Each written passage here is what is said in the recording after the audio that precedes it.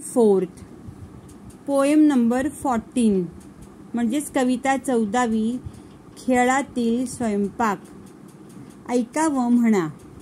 पिठामध्ये पाणी घालतो, तिंबून तिंबून कणिक मळतो, भरभर भरभर पोळी लाटतो, पोळीचा फुगा तव्यावरती फुगतो, गरम गरम पोळी वाढतो, वेळीवरती वांगी चिरतो, गरम मसाला त्यात भरतो, कढईत तेल मोहरी फुटता, तिखट घालून रस्सा करतो, डाळ तांदूळ भांड्यात भरतो, पाण्याची वर धार धरतो, कुकरच्या तोंडात शिट्टी कोंबतो, स्वयंपाक झाला जाहीर करतो, स्वयंपाक माझा डबीत मावतो, तरीही आम्ही पोटभर जेवतो, पचनासाठी 2 फळे प्रत्येकाला देऊन ठेवतो.